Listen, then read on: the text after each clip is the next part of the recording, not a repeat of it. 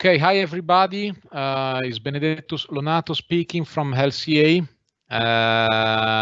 Thank you for joining us for this meeting on the Bulgaria perspectives on outsourcing business and digital projects. The idea of this meeting is coming from our friendship with the New Balkans Law Office, which is a Bulgarian law office, friends of us. We work a lot with them on M&A projects and projects concerning the relationship among Europe and other European countries and Bulgaria. We had the idea to propose you this meeting basically because of the increasing possibilities that are coming from the internal market of Bulgaria in terms of human resources related to digital projects and digital projects at all. This is exploiting market for Bulgaria, and we are seeing many big and medium and small companies coming from abroad to Bulgaria in order to implement digital project and or in general outsourcing projects. Scope of my speech is simply to introduce you to this brief webinar. The idea is to give you very few and initial informations about Bulgaria and digital projects in Bulgaria. So I hope you may enjoy this and this could be helpful. And in the meantime, I pass immediately to Kamen, which is the managing partner of the Bulgarian law firm which we are working for this meeting, and so enjoy it. Thank you. Thank you, Benedetto, and hello to everyone from myself. I'm Kamen Shoilev. I'm, as Benedetto says, the managing partner of New Balkans Law Office. We are a mid-sized and very international law firm in Bulgaria with experience in the sector of digital projects and of outsourcing. And my hope was that today, and it's great that Benedetto and I got talking about this some time ago, but my hope was that today we will get a chance to, through the speakers who have very kindly agreed to join and talk to you about their experiences and their perspectives on outsourcing in the digital space in Bulgaria. We'll get a chance to produce a bit of an idea, give you a bit of an idea as to what, how the Bulgarian outsourcing business has developed and grown over time. And it's been maybe more than 10 years now since Bulgaria has been identified by people like A.T. Kearney, for example, as one of the top 10 outsourcing destinations in the world. Bulgaria has largely kept up with this very high reputation and its demands. As you will hear, I believe later this afternoon, the market has continued to mature, and there are very good reasons why people who come into it are interested and excited by the opportunities in Bulgarian outsourcing. I hope it will be useful to you wherever you are situated as a series of presentations, and I hope you will be curious to find out more, and both the firm of LCA and ourselves will be delighted to hear from you, as will many of the speakers. In fact, I'm sure all of the speakers. Without further ado, I would like to pass the word to Dr. Boyko Takov, who is the Executive Director of the Bulgarian Small and Medium Enterprises Promotion Agency, an agency of the Bulgarian government, after whom subject to potential technical difficulty. We will hear from Mr. Georgiev, a leader in the outsourcing space in Bulgaria, who is part of a large multinational company. He will be followed by Steve Jackson, Group COO of Xoomworks, who have a very interesting history in Bulgaria, Romania, and elsewhere in Europe. Steve will share experiences. Julian Milev, also formerly from a very large outsourcing business with its roots in Canada, will also share perspectives after that. And then finally, both Matthias Bergerhead and Martin Kadinov will give you a slightly different perspective in respectively the gaming and gaming/gambling sectors, with aspects of search engine optimization and social media marketing in the case of Matthias, and showing perhaps the international nature of that sector and the large number of people from all over Europe, or indeed the world, who are now working in that sector in Bulgaria. As I say, without further ado, I'd like to hand over to Dr. Takov. Thank you.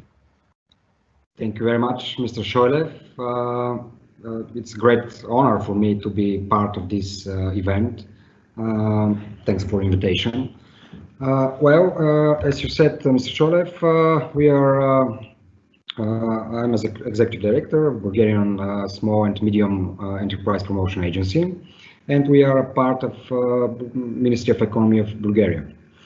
Our agency is established in 2004, and we have, I think, rich experience in to promote and to help to Bulgarian companies in their mainly in their internationalization path. Of course, our key focus is to develop and implement programs and projects which aim the innovative and technological progress of enterprises. We are managing also National Innovation Fund more than 12 years, and for this time we support more than 500 companies with a budget around 50 million euro. We have, of course, and other measures. I would like to point out one interesting measure which we are just finished. It's a voucher scheme for ICT technologies, ICT services. For example, for ERP systems, for some activities in cybersecurity field, digital marketing, and of course web sites, etc., for e-commerce and other things. I don't want to lose more time. Of course, our agency is here to, if we could help to anyone just to find appropriate partner here in Bulgaria, or with other things that we could help, we are here, and we will do with great pleasure. Of course, maybe you know, most of you, our ICT sector in Bulgaria is very well developed, and for example, in this crisis time, this hard time for all economies all over the world, our ICT sector is growing with more than 10%. So maybe the next panelist will explain more about the opportunities that we have and to provide here in Bulgaria. Of course, just to say, for example, if it is interesting, we are expecting to the end of this month to have the next strategy for Bulgarian SMEs, which is for the next period 2021-2027. And there is a whole part of measures for digitalization of Bulgarian companies. Of course, the main The main fund is coming from operational program innovation and competitiveness, which is coming from EU Commission, of course. And our agency, we have a lot of. Do you hear me? Sorry. Sorry. Do you hear me? Yes, go ahead. Yeah, of course. Maybe I had some problem, technical problem, or. No, it's okay. It's okay. It's perfect. Maybe it's problem from my network because. No, we can hear you. We can hear you. It's okay. Okay. Go ahead. Okay. So, yeah, thanks. Because it's I don't hear you and I don't see you.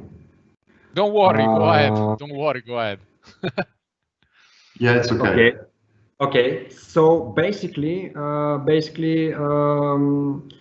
this is very briefly for our agency. Of course, if there is some questions, I will. Okay, but there is a problem here.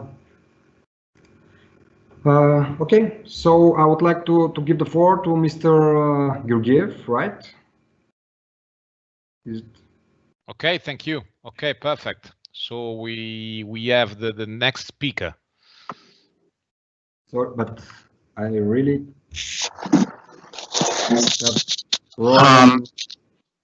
Hello?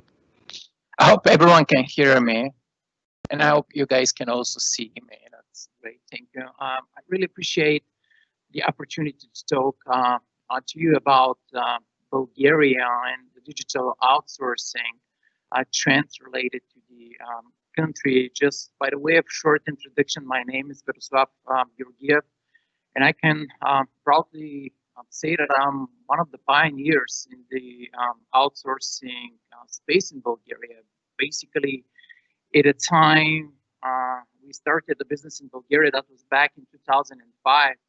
Outsourcing was a completely unknown term back at the time. So we and my colleagues were pioneers on a very risky path back then. So when we set up our company, C3I, and if you wonder what C3I means, it stands for Command, Control, Communication, and Intelligence. We decided that if we really want to be impactful, if we really want to be successful, we have to develop competences and expertise that we can sell, not just in Bulgaria, but also to European and also global organizations. So back at the time, we started with some very small projects in the field of global life sciences and pharmaceuticals. With just one client, we needed to provide help desk services back at the time, and basically we pitched Bulgaria as a low-cost destination back at the time, but with the evolution of services, with the acceptance of Bulgaria into the European Union, many global players and companies pulled the trigger on investing in Bulgaria. So that was the time when we had to seriously think about how to really find business opportunities in this globalizing world and economy. So back at the time when we started with these life sciences, pharmaceuticals, we thought that this is an area which we really need to explore further. Started investing more in building specific competencies related to the drug development cycle.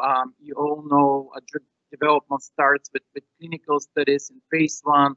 That would be a couple of physicians working in a small lab somewhere in the world trying to come up with a molecule that will eventually find its way to the market. But this is a lengthy process. It needs a lot of support. And we identified back at the time opportunities that we can become a technology partner of all of these innovative R&D companies and provide various type of services, IT services back at the time.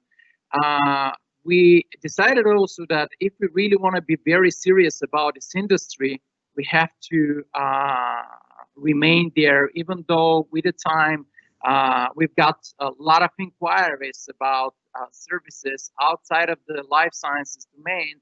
We said if we really want to become important to this domain globally, we got to really stay there and continue with our competencies development. So we signed a few small to medium-sized pharma companies. Eventually, a few years later, came the first big pharma client. We were very fortunate at the time to sign our contract with Pfizer. That was back in 2008. And ever since then, Pfizer is one of the biggest clients that we had. And getting into the 2019, nobody had the expectations of this unprecedented times, but actually we signed up to partner with them also in the vaccine studies. So we did provide technical support to all of the patients enrolled. These were about 44,000 patients, so we supplied all of the technology. We supported all of these technology, not just here in Europe, but in fact globally. And as we continued with Pfizer, it was a little bit easier when we got their logo on our capabilities deck to sell more of these type of prominent big organizations. So to date, we managed to sign contracts with about 30 of the top 50 global pharma and biotech companies around the globe. We managed to basically diversify our services portfolio. We cover IT services, we cover medical services, we cover clinical services, commercial services. So a very wide portfolio of services. And we were fortunate to sell the company in 2014 to the fifth biggest company in the world by the name of Merck & Co. It is known as Merck Sharp & Dome here in Europe, and a couple of years later to be again sold to an Indian conglomerate, third biggest technology company in India by the name of HCL. But in all of these years, basically one of the core areas of development on the first place, always the people, but the second major technology investment area was technology for us. So we try to make sure that as we continue to grow and build our competences on a human level per se, we're also at the same time investing in our core capabilities. Lately, we've been partnering with a couple of the AI developers globally. I'll mention the IBM Watson artificial intelligence platform, where we are also trying to come up with services which are provided by in a combination between human and artificial intelligence. So this is like the next step. But since we are a company that decided to remain in this life sciences domain, processes and take a little bit longer when it comes to life impacting events and processes. And I can just give you an example so that you can better understand me. Pfizer and companies like Moderna and Janssen, which participated in the organization Operation Warp Speed, this is the program funded by the American government, came up with vaccines in about a year or even less than a year. Now, everybody globally is wondering how safe are these vaccines? Basically, nobody or a big portion of the population globally is actually still thinking probably the spirit is not sufficient enough for a vaccine to be clinically tested and regulatory approved by the various regulatory bodies, but it is a fact. And actually, the science proves that the vaccines are efficient and safe at the same time. But basically, the acceptance of new processes, new technologies, specifically in the pharma domain, is a little bit lagging behind other industry verticals. Hopefully, with the time, with the digitalization journey of many companies like us, that would speed also the acceptance of these type of new digital technologies within the pharma domain. Many companies like us are exploring the opportunity to run virtual trials. That was something that was nobody could believe just 2 years ago that patients will not be needed to get into the hospitals, but with the help of a couple of other big industry global players, we established platforms, processes, training content, educational content, which we spread across the world using these type of remote digital technologies like the Teams platform and the various applications like Teams, to continue with educating patients, continue with training various hospitals around the globe. And when I say around the globe, here from Bulgaria, we reach out to more than 140 countries at this point, working with more than 30,000 hospitals at this point to provide these type of digitally run and remote-based services in clinical development cycle. And as we were growing, we were also helping Bulgaria to attract these type of companies. So in the last, I would say, 10 years, Bulgaria became one of the major destinations for clinical development, for running clinical trials. And on one side, this is still dominated by the cost structure and by the fact that patients are still naive here.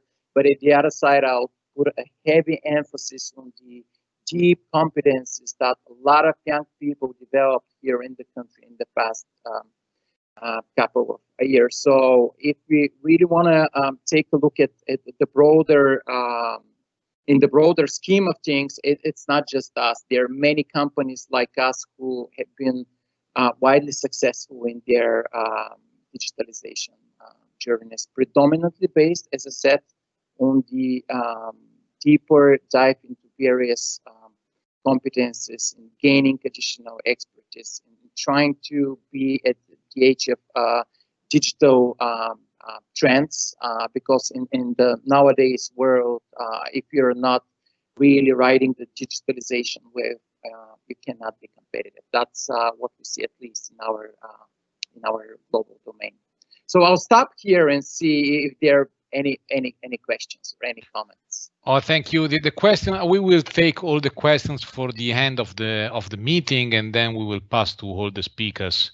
In any case, thank you for your speech. Thank you.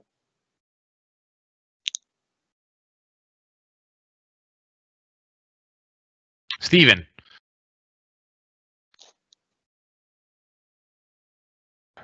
Hi there. Can you see my presentation? Not yet. Okay, it's on the wrong screen. Yeah, coming. Okay, it's okay. It's okay. It's okay now. You've got it now. Have the Xoomworks technology one? Have you? Yeah. Yeah. Okay, great. So, thanks very much. My name's Steve Jackson. I'm the group COO of Xoomworks, one of the co-founders there. I've been in technology for about 30 years now, but about 15 of those I've been focusing very much on outsourcing.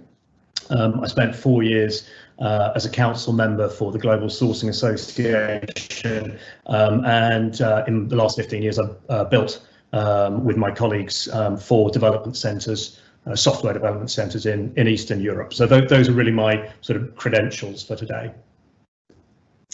A little bit about Xoomworks.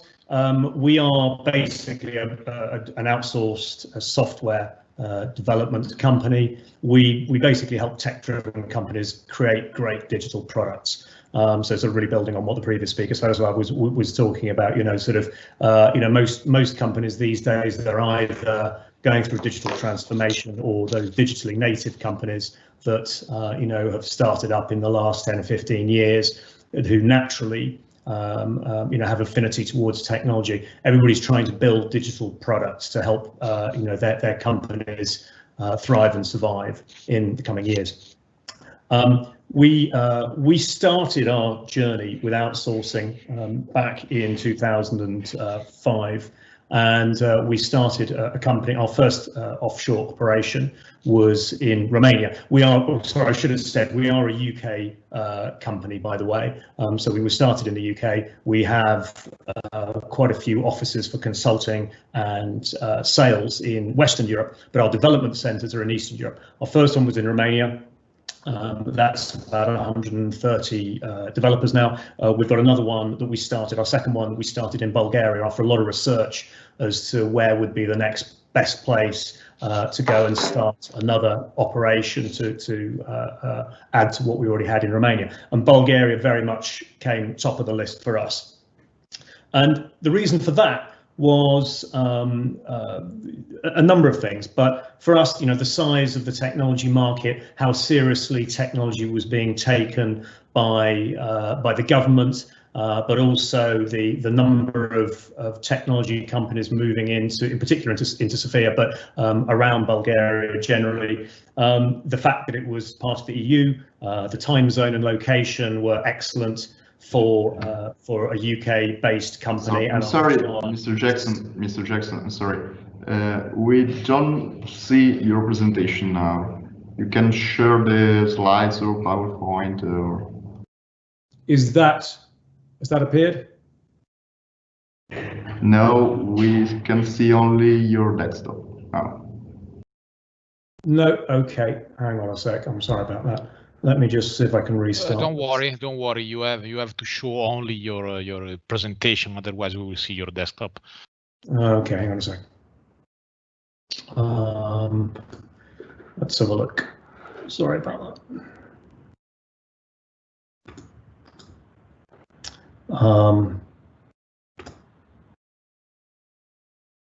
No, I'm still showing my desktop, is it? Yeah. Sorry about that. Okay, not sure why that's happening.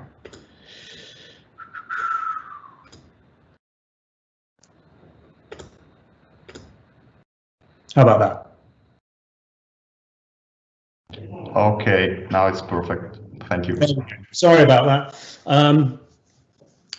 So yes, so basically we started, I said we built our first operation in Bulgaria in 2014. That's now over 100 staff.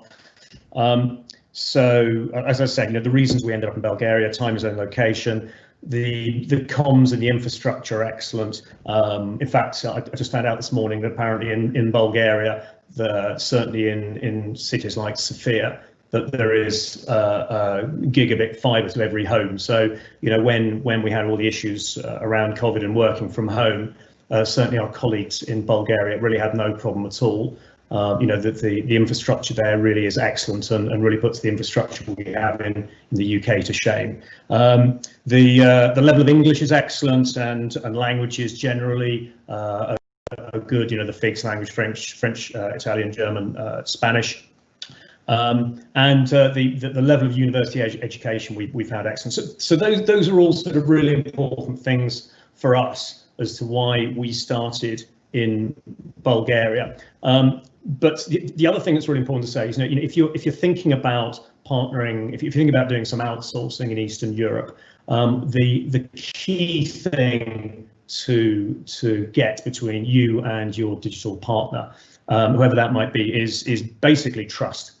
If you're working remotely with a partner company, building trust between you and your partner company is absolutely vital. And we found that two of the key elements of building trust are cultural alignment, and I mean that between geographically, between countries, but also between organisations. So cultural alignment, and the other one is communications. If you get those two things cracked, then building trust between you and an outsourced organisation is quite easy to do. So I'm just going to show just a few of our clients. So the majority of these companies we have provided services for from Bulgaria, and indeed I'm just going to focus on the FT for a moment. So the FT, the Financial Times, was a client that we started working with back in 2018. Now, you can imagine the FT are a company that knows an awful lot about lots of different countries around the world. They, after a very, very long due diligence process, decided to work with Xoomworks, and on our recommendation looked into and agreed to build with us a development centre in Bulgaria, in Sofia. We spent 2 years building that operation. That went from 0 to over 100 staff in 2 years, and we transferred that over to the FT in the middle of 2020. That's been a massive success for the FT now, and it's consolidated a lot of the technical resource that they had, not just in London, but elsewhere as well around the world. They still run operations in London, but quite a lot has been transferred out to Sofia, and it is now the absolute sort of hub of technology for the FT. Now the FT is, 130-year-old company, but they're as digital as they get. You can imagine, in publishing, distributing newspapers these days is quite hard work, and obviously with the pandemic, the sort of 5-year plan that the FT had and their parent company, the Nikkei, had to go completely digital got shortened quite significantly, and they're now in an extremely good place to build on everything digital, and they're way ahead of their competitors. They, for example, that they have a 1 million paying subscribers to the FT now. It is a truly digital company, even though it is quite an old world company. They've made that digital transformation brilliantly, and they've relied on Bulgaria and the expertise in Bulgaria to help them do that. So really, the reason I'm showing you this slide is, if you are of the view that working in Eastern Europe is the Wild West or the Wild East, it definitely isn't. It's a major part of the digital operations and the digital transformation projects that a lot of the world's major companies are now embarking on. So, just generally, why would you outsource? I suspect if you're on listening to this webcast, then this is something that's on your mind. And here are sort of 10 typical things why people look to outsource. Cost is an obvious one, but interestingly enough, although historically that was a big driver, it's less so these days. Access to talent is much more so. So in other words, if you're working in a big city, I mean, our HQ is in London. A lot of big companies have huge talent pool there, but actually getting hold of talent is extremely difficult. Skills. So going and finding an outsourced partner can often provide skills that you don't have internally. That's not to say you can't create them internally, but that might take some time to do. Experience. If you're going through a digital transformation, this is the first time you've done this. Working with technology partners, outsourced technology partners, they can bring to bear an awful lot of experience with companies that they've worked with elsewhere. Time to market. As most companies are starting to create digital products, or indeed the digitally native companies that start off building digital products, getting to market early with a product is really important if you really want to win in that market. Focus. So in other words, and if you're a digitally native company, you will often find there are things on your roadmap for product that you just simply don't have time to do. So you need to find partners you can trust to do things for you. If you're going through digital transformation, you will find that actually running your core business still remains really important whilst you're doing that transformation. So once again, finding partners to help you is a really good way to move forward. Fresh perspectives. As you'll have seen from the list of clients that I showed a moment ago, we work in a lot of different industries, as do a lot of the other outsourced technology providers in Bulgaria. And they can bring to bear all sorts of experience from other industries that may be very different to your own, but actually may have gone through very similar experience in terms of their digital transformation or creation of digital products. Flexibility. Building teams, that actually and hopefully doesn't happen, but if you're going through a difficult time in your industry, for example, the travel industry went through an incredibly difficult time last year. We had clients who turned around to us and just said, look, we can't support the full team anymore. We need to cut it by 40% or whatever it might be. And we were able to do that very quickly. If they'd had their own staff, and we redeployed those staff elsewhere, by the way, but if they'd had their own staff, they'd had to make redundancies and go through all the pain of doing that. So that's it's definitely an additional benefit to outsourcing. Risk reduction. We had another client last year who had, although they did do outsourcing, they'd rather put all their eggs in one basket in one country. And we are now finding more and more clients who are actually looking to outsource, but looking to outsource with organisations who can cover several countries. And scaling quickly. building up, this is something that, if you have your own internal IT department, actually hiring and scaling significant numbers of people is quite difficult to do at any time. Again, this is what outsourced companies do. They build teams all the time. So you can gain on and build on that experience in that area.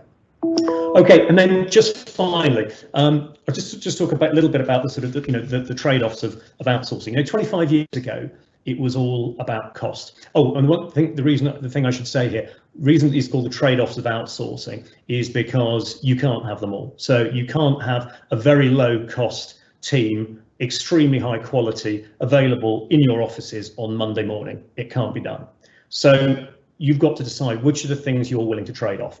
And as I said, 25 years ago, cost was the key driver for most organizations to outsource. And because they were typically doing back office functions, so relatively low value add, they went as far as they needed to go, which typically was Asia, to go and set up very large organizations where they could get some significant cost benefit, which would feed straight into the bottom line. In the last 15 years, again, as the previous speaker was saying, the outsourcing and has moved on an awful lot, and now we're finding most of our clients are looking at quality and speed. And by quality, I mean appropriate quality for what you're trying to achieve. So it doesn't always mean very high quality or the best available. It means the right quality for what you're trying to achieve, but also speed to market, speed of ramping up teams. Those two things now are extremely important for our clients. That's not to say cost isn't important. It is. And the good news in Eastern Europe is, there is still a significant cost difference as Asia, or certainly the ticket price is not as cheap as Asia. It's still very competitive. And location, it's very rare now that people have outsourced organizations working on site. And the more flexible you can be with that, the more, if that's the thing you give on, the more you can guarantee the quality, the speed, and the cost. I suppose I'll just finish really by saying that for us, we found Bulgaria to be a really, really good mix of these things. It's not far away from where we are, location-wise, time-wise. It's good for Western Europe. The speed of getting hold of teams because of the quality and the number of people there are good. The quality of the technology people that we're dealing with is excellent, and the cost is very reasonable. So for us, it's a great combination. Thanks.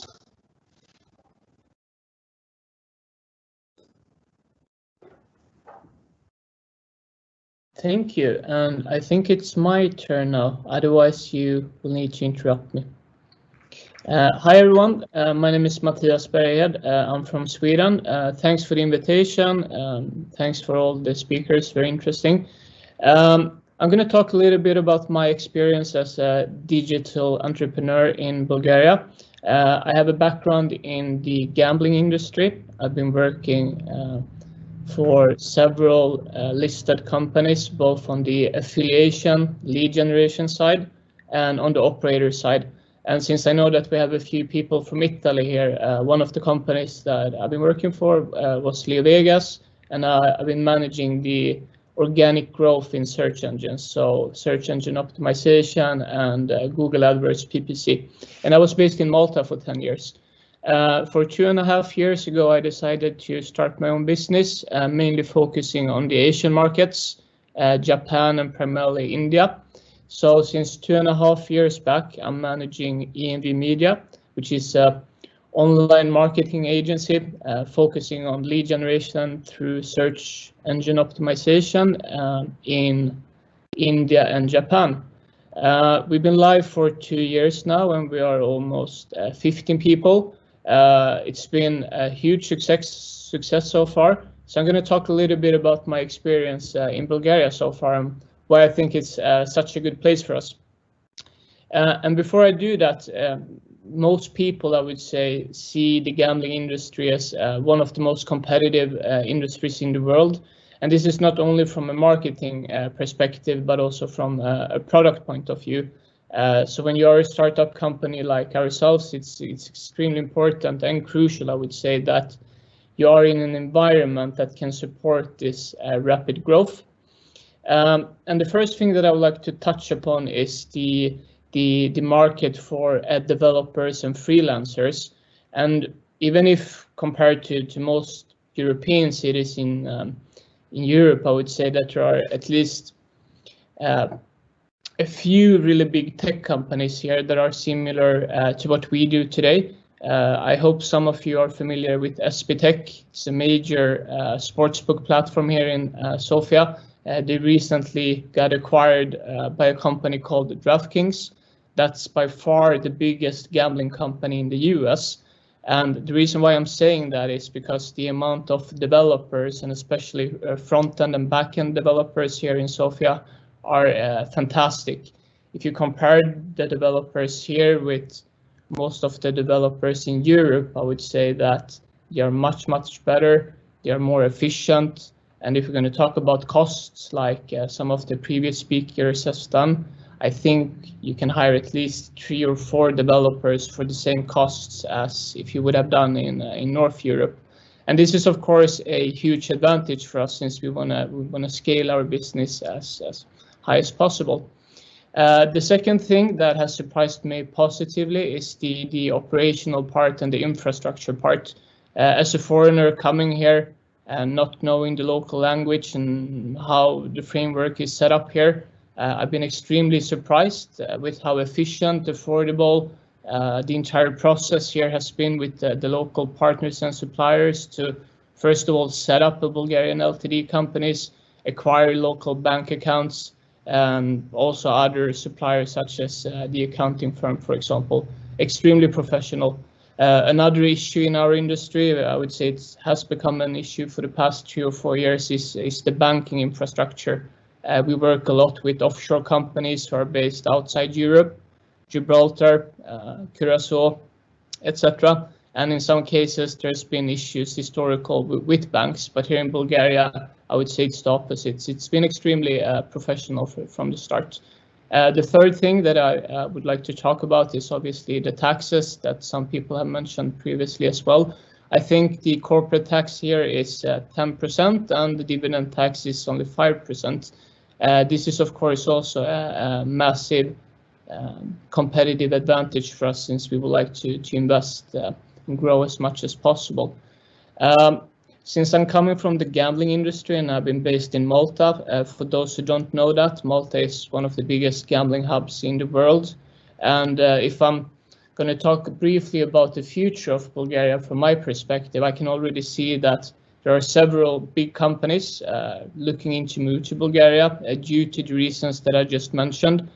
Within the last 2 years, much thanks to the fantastic amount of developers that we have acquired here in Bulgaria, we have managed to grow our business sequentially, and we are now one of the biggest lead generation sites in both Asia and India.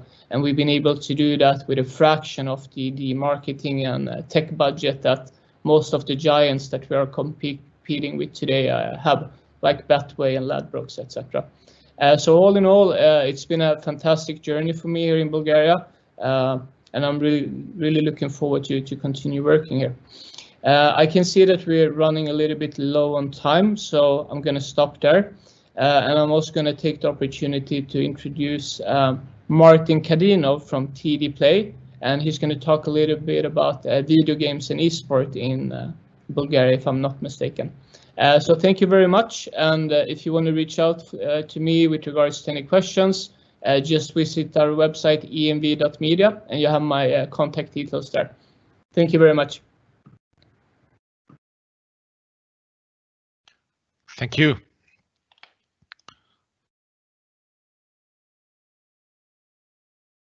So the next one is Matthias, right? Actually, if I may, Benedetto, maybe we will have a switch, and we will hear from either Julian or Martin next. Okay. Which one of you would like to go next, Julian and Martin? I'm happy to go next. Great, please do. Thank you. All right, good afternoon. I'll try to be brief. So firstly, and in terms of introduction, my name is Julian Milev, and indeed I am a good testament and a demonstration that there are significant opportunities in Bulgaria relative to developed Western European economies, because indeed after graduating the American University in Bulgaria, I moved to London as an expat with Mondelez. Stephen, I saw that you have worked for Mondelez, so I spent 10 years with Mondelez, and indeed after spending some time in London, I moved to Zurich, and right at the start of the previous, the economic crisis of 2009, I decided to move back to Bulgaria because I back then believed that there were better opportunities back home. I'm still very happy with that decision, because before becoming the CFO for TELUS International Europe back in 2015, I had already spent some time in a small M&A boutique and at the local franchise of Citibank. And in both of those enterprises, we were trying to attract foreign investment, but we were also looking after the organic growth of the large local businesses and SMEs alike. So with regards to the industry, I just wanted to give you a bit of data on the framework. Yes, there are 78,000 professionals working in the BPO and ITO industry who represent 3.5% of the labor force. However, this 3.5% account for 5.5% of the GDP. And as already mentioned, in 2019, the industry grew with almost 20%, and even in the pandemic 2020, it is expected that it would post a 10%, so double-digit growth rate. Indeed, within the first 8 months of 2020, there were more than 3,000 jobs added by this industry, as demand continued to be there even during the pandemic years. As Svetoslav and the speakers before me already noted, a few of the attributes of outsourcing in Bulgaria are complexity, quality, speed, reliability, as we have all witnessed that during the pandemic days, the excellent quality that is already provided by Bulgarian BPO and ITO providers was indeed an uninterrupted one, and not just because of the great bandwidth of the internet connection, but because of the technologies deployed and the competencies developed and the various business interruption protocols which were enacted during the pandemic days. So a bit more about TELUS International Europe. I was the CFO for Bulgaria and Romania up until July last year.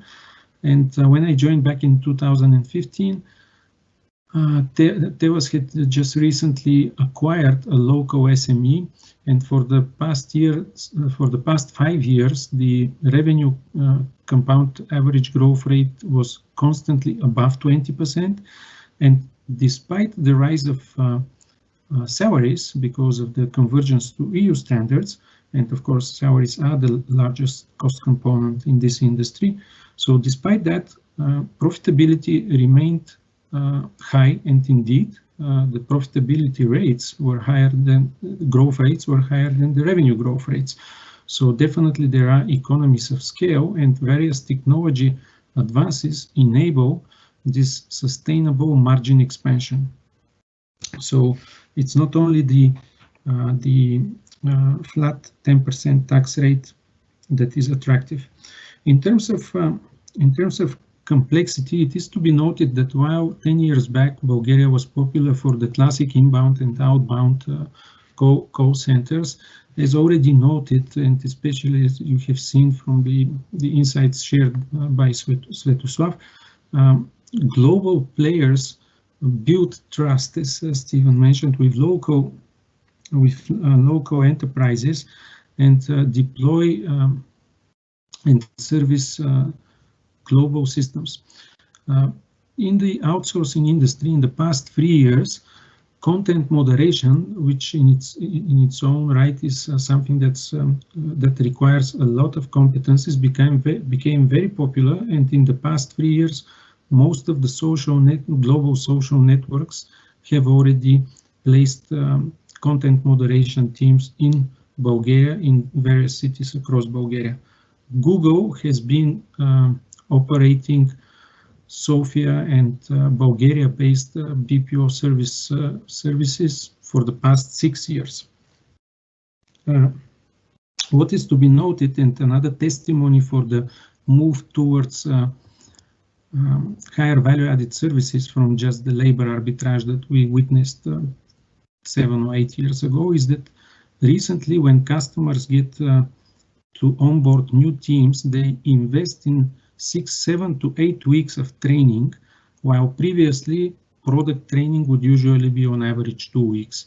So services delivered are getting more and more complex, and as Stephen mentioned, we are talking for speed to market. So ramping up large teams is already possible in Eastern Europe, and this is mostly because of the expertise that was built. So you can imagine that, given how young this industry is, 10 years ago there were certain university graduates who joined companies which had a team member count of, say, 100 team members. Those graduates today have 10 years of massive people management, business origination, operations management experience, and they manage teams of 500 to 1,000 team members in global verticals. So they cover out of Bulgaria services for the globe.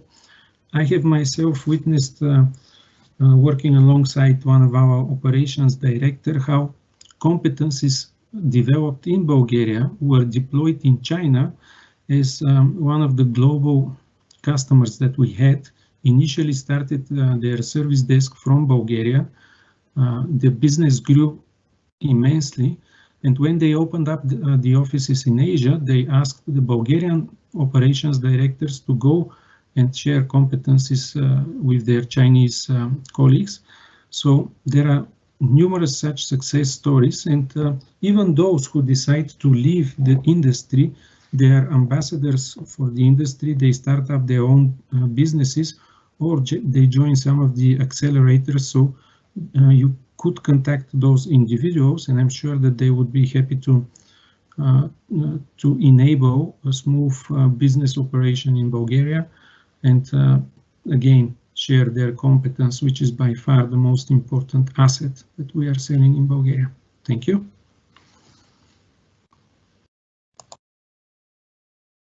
Thank you, Julian. And now, finally, we will have Martin.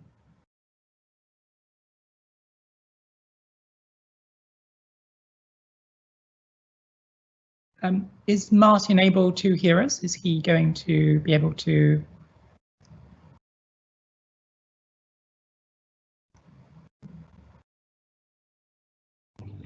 Maybe not.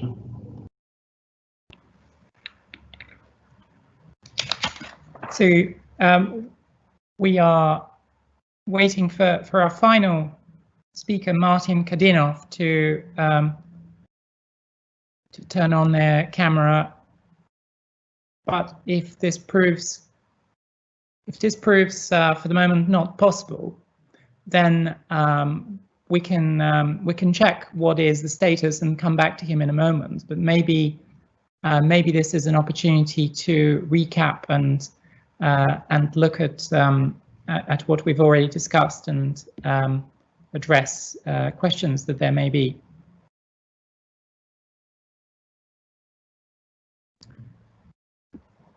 So I think we should take that opportunity to recap and to ask some questions. So first of all, thank you to everyone who spoke so far. That was very interesting in many ways. I had several of my own questions, if I could. A question which I had for Svetoslav is, you described in a very interesting way, Svetoslav, how your business is connected to the healthcare business and to the pharmaceutical business and clinical development work. What you do is technological, it's based around IT, or at least a large part of your processes are so based, and yet they are vital to enable what is done on the clinical side or what is done on the regulatory side. Is that are both of these areas that you have found all the skill set that you needed within Bulgaria, and how does the technology crowds that you employ, how do they mesh with the clinicians and with the pharmaceuticals industry people? Is that an easy combination of cultures within the Bulgarian context? Yeah, thank you for the question. I hope you guys can hear me. I would say nowadays talent is available. At a time when we had to get started, talent was available, but not really trained, not really educated into the specific processes.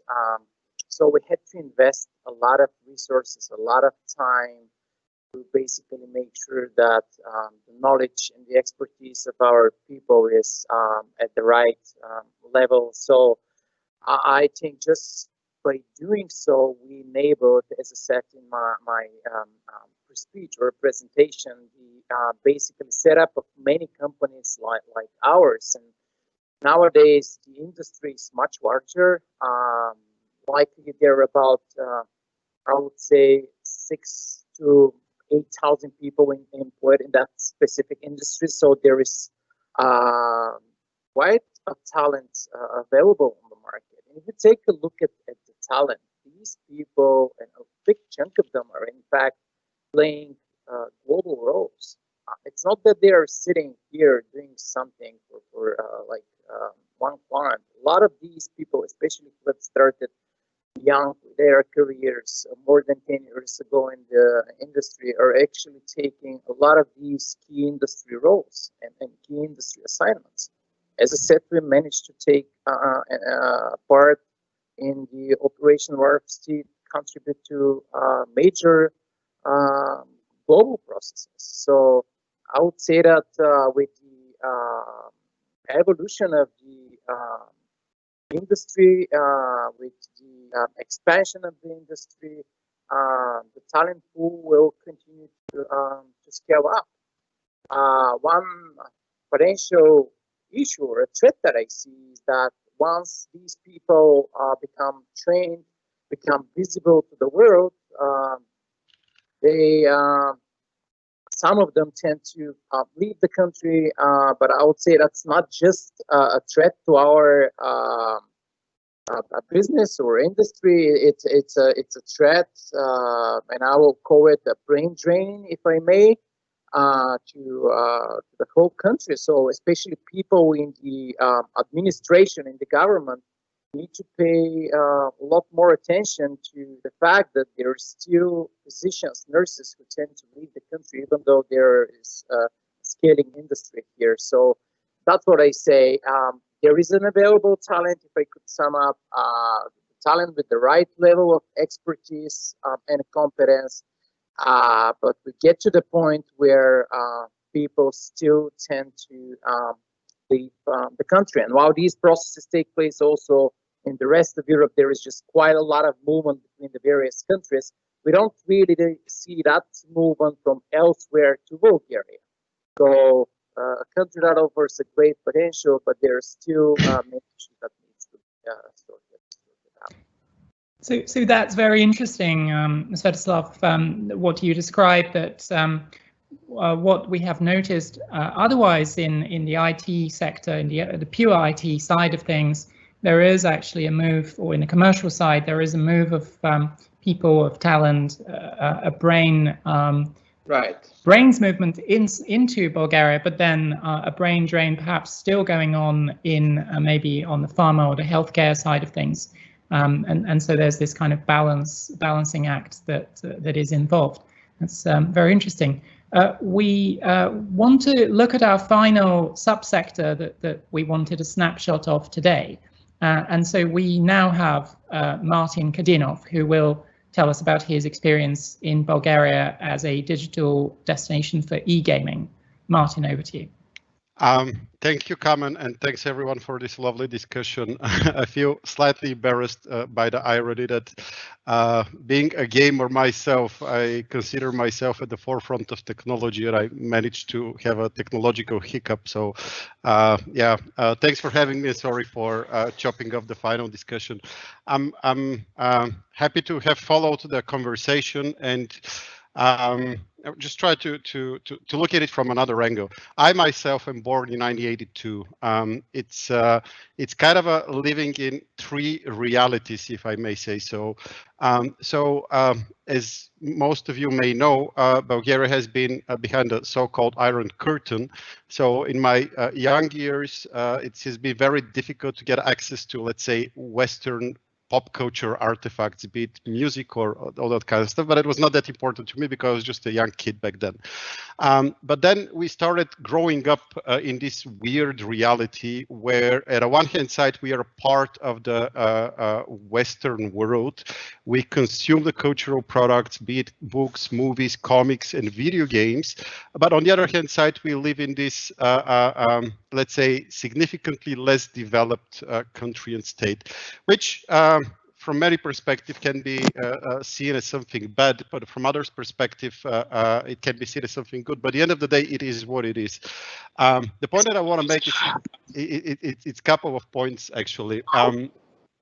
One of the things we've been fortunate is to have a very strong broadband infrastructure from the late 90s.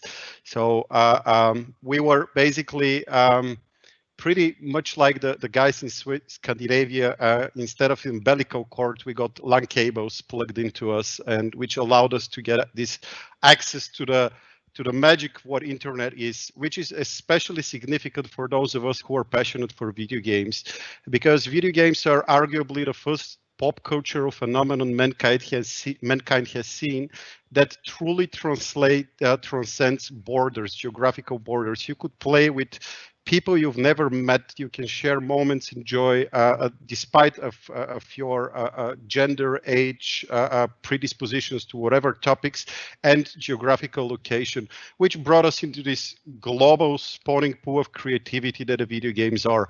And just this story as a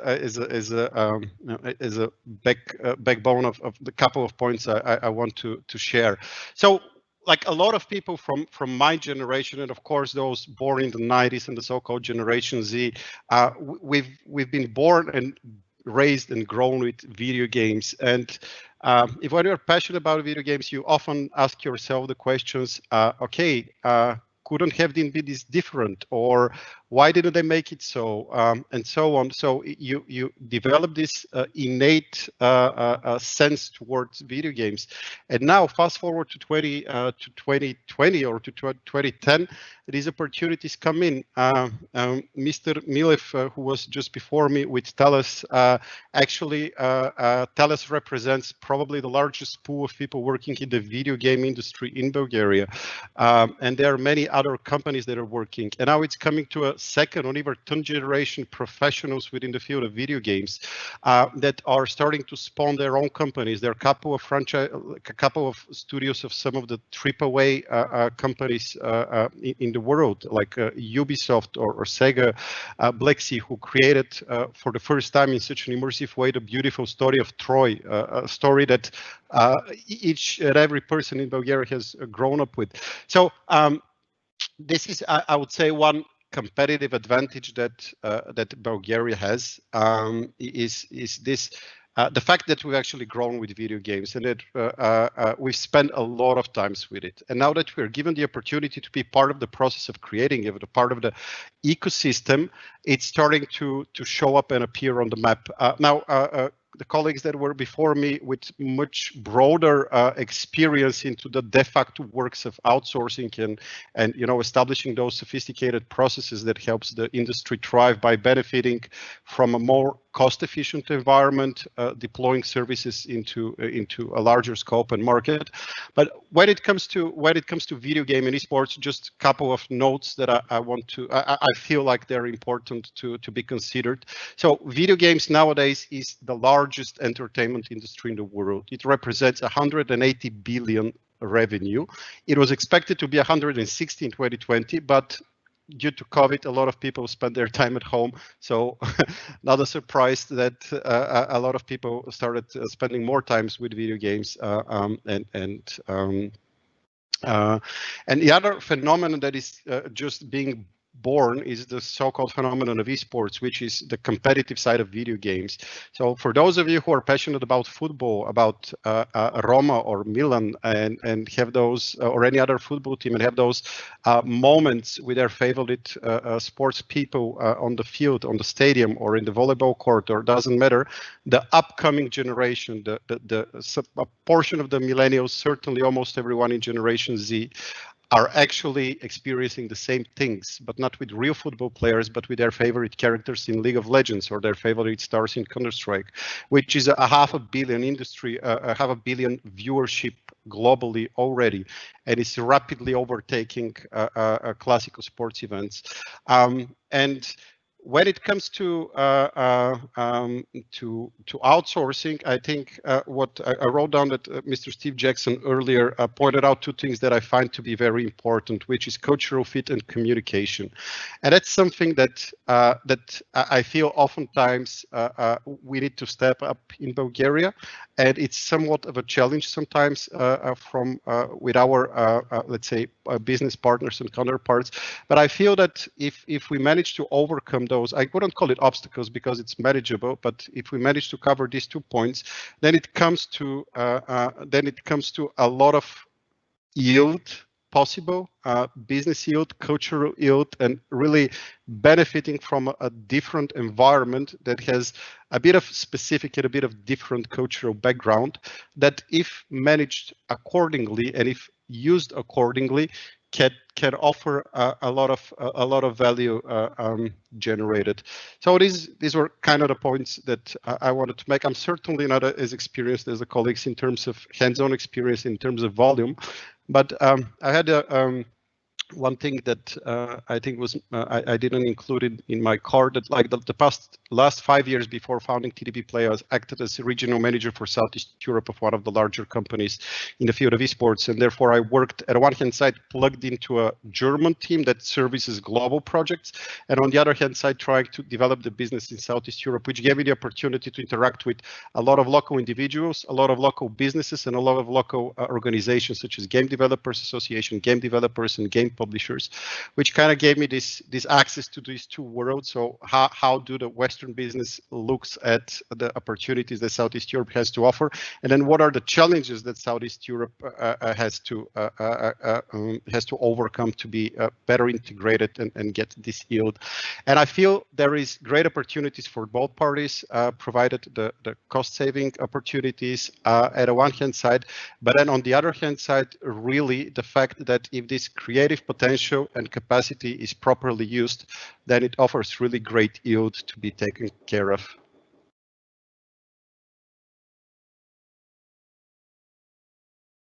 Sorry, just got disturbed. And yeah, this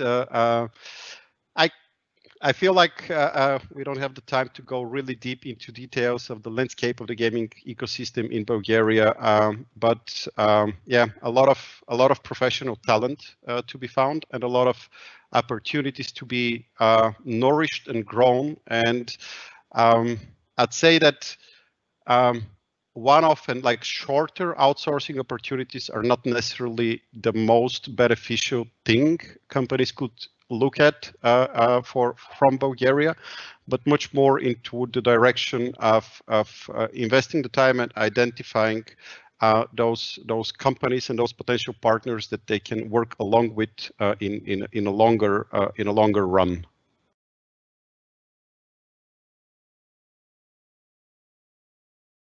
Great, Kamen, want to go ahead? Yes.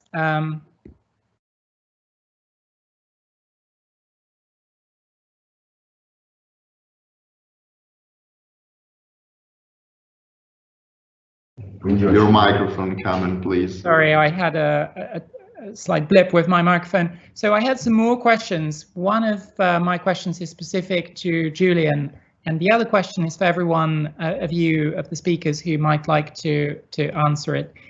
So for Julian, if you look into the future and given what you've described about processes and accumulation of skills in Bulgaria, the accumulation of those abilities to work with and in some cases manage teams elsewhere, do you expect that there will be a large Bulgarian outsourcing company headquartered in Bulgaria but with business around the world in the near future?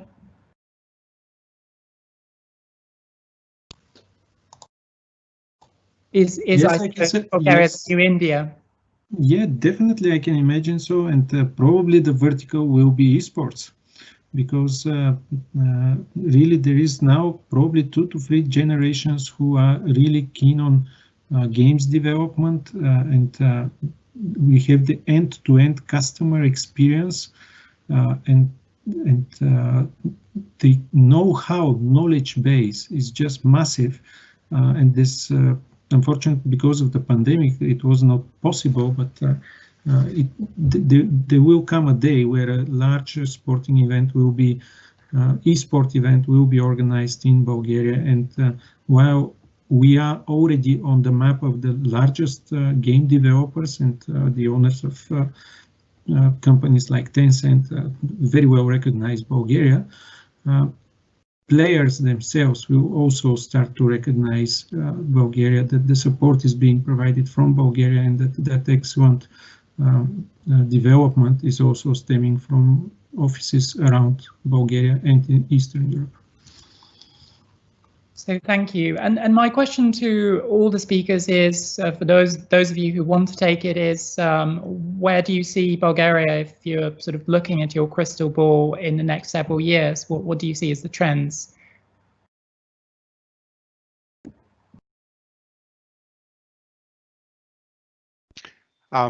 If I may, like I've been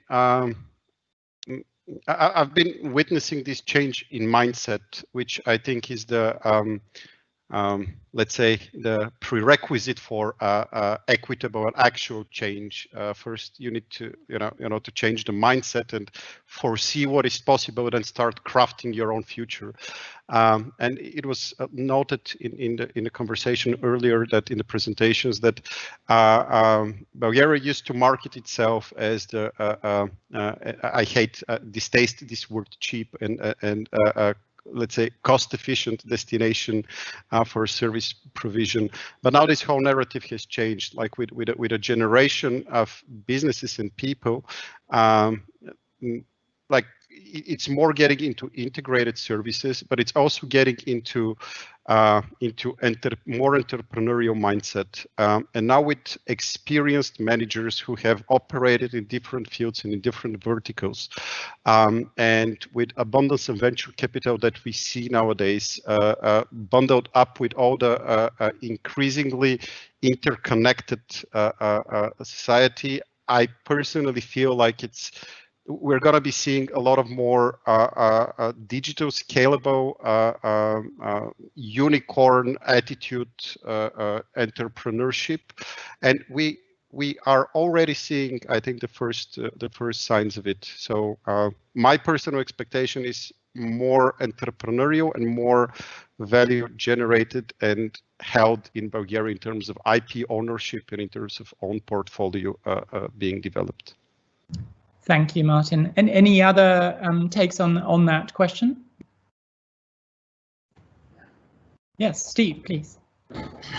Very solid. Yeah, I mean, just really adding to what Martin said, I mean, I totally agree with that. The interesting, I suppose, just to put another layer on it. I mean, one of the things that we find is that we hire very good quality people, technology people, and a lot of those people have, as Martin was saying, that kind of entrepreneurial view of things. They're much more business savvy than the typical developer was 10 years ago, which is just fantastic.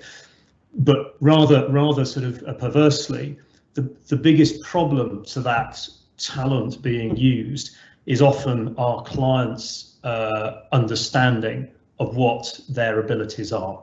So again, it goes back to this thing of Bulgaria to a lot of people is it's low cost. It's, you know, that's why you go there. People aren't thinking of the really high value add, you know, sort of services, you know, and the entrepreneurial aspects, the business input that a lot of the developers can give. And so, you know, it's really the client's understanding of what the abilities are rather than the non-availability of the skills. Thank you. Thank you, Steve. So we have, I think I can give you my own concluding remarks before I hand over to Benedetto. And in the meantime, of course, if there are any questions from the audience, please still feel free to ask those. But we have ranged very widely today, thanks to the speakers. And yet, I'm sure we have only scratched the surface of what is possible and available in Bulgaria. We have talked about projects that are conducted and quickly scaled to several hundred individuals in a classic outsourcing scenario for either digitally native or companies that are transitioning to digital. We have looked at verticals as different as gaming, specifically gaming, gambling, clinical research and development, amongst others. And we have heard from both smaller entrepreneurs and smaller organizations and those who have represented larger ones. I hope that gives you an idea about Bulgaria as a destination for your potential or current projects, or if there are current projects of yours, then of the audience, then I hope that it deepens your familiarity in some small way. I am once again super grateful to all the speakers for their time and the shared insight. And I hope that that today will lead to other questions and further familiarity with Bulgaria for all who attended today. Thank you also to Dr. Takov, specifically, who showed the government's support, and to our Swedish entrepreneur in Bulgaria, Matthias Bergerhead, who showed that Bulgaria is a comfortable cultural switch for somebody who is rebasing themselves there. With that, I hand over to Benedetto. Yeah, thank you, Carmen. Let me simply thanks again all the speakers. I'm sorry for my spelling of the name and surname, but I will improve in these in the next months, hoping to improve also our relationship with Bulgaria. The idea of this meeting is coming from the market and from the business. Speaking with Carmen about requests coming from Italian clients looking for new digital projects around Europe and in particular in Bulgaria. We as LCA and we Carmen too, we already assisted Italian clients developing digital projects in Bulgaria. We know that this is a good way to proceed with certain type of projects. So I hope the audience enjoyed this very first meeting, and now let me leave and thank you again for the speakers to make their speech in timing and respecting our strict rules about the timing of the event, which is crucial. And now let me leave the word to Giacomo and Petro just to give some indication about the follow-ups and the potential next meetings and emails follow-up from our law firms. The idea is to maintain the audience in contact with the speakers and with the law firms. Thank you again. Giacomo, up to you. Yeah. Thank you, Benedetto. Good afternoon, everyone.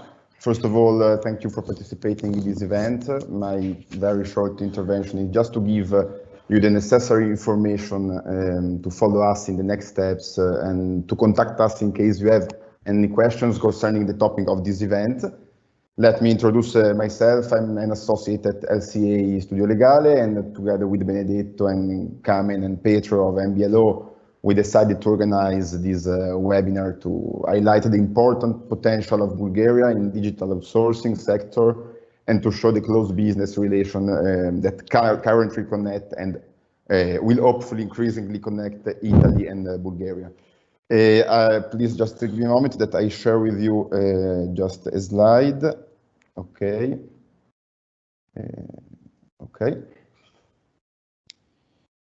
Okay, great. You should see on your screen the slide with the contacts, the useful contacts, in case you are interested in keeping in touch with us and we are our MBLO friends. Now, we would like to thank all the speakers who took part in the event today, because with their different professional backgrounds, they showed us the many aspects of this fast-growing sector, allowing its better understanding by showing its several practical applications. And we hope this has been a successful and interesting meeting. We will definitely be organizing more sessions on this topic. So if you are interested, feel free to follow us on our website, on our LinkedIn page, and subscribe to our newsletter. And in the next few hours, as Benedetto told before, you will certainly receive by us a follow-up email in which we will attach the slides shared during the meeting by all the speakers. Feel free to answer it with any question or request of documents and info and other things. We will be happy to answer, and we may put also you in contact with the different panelists. And so I will now leave the floor to my colleague Petro, associate at MBLO, and for the conclusion of this webinar. And I want to take the occasion to thank once again him and our MBLO friends for their cooperation in organizing this event. Thank you for your attention, and goodbye. Hello everyone. Thank you, Giacomo, for the kind introduction. Again, on behalf of the event organizers, I would like to express our gratitude to all speakers and the attendees which participated today. We really appreciate the engagement that you all have contributed. So, on the webinar, in my opinion, the webinar has performed a valuable function in that it has enabled the leading experts to give us their views on the many different aspects of the outsourcing industry. Also, the speakers definitely have been proactive in coming to grips with the trends taking place in Bulgaria, such as the increased multicultural and highly qualified work, and the significant numbers of foreign owner operators and internal relations related to new build projects. So, as Giacomo mentioned, the next steps would be follow-ups with all the participants and speakers. We will definitely keep in touch with each one, and do not hesitate to contact us. Yeah, Giacomo shared the contacts. You can see them there, and yeah, also you can visit our website, newbalkansslowoffice.com, or yeah, we are also on all different social platforms as LinkedIn, Facebook, and Twitter. So thanks all again, and yeah. Bye.